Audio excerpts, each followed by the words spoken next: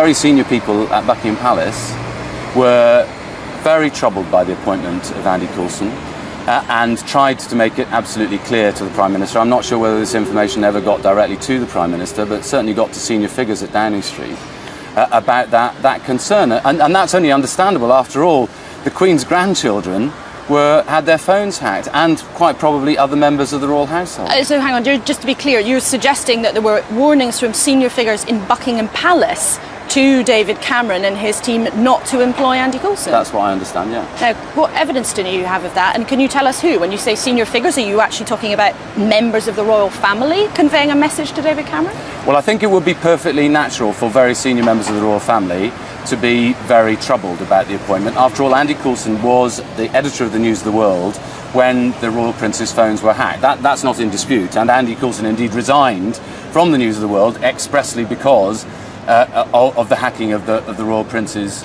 phones. So you're saying it's natural for them to have concerns, but from your understanding then, were there actual warnings from members of the royal family to David Cameron's team not to go ahead with the appointment of Andy Coulson?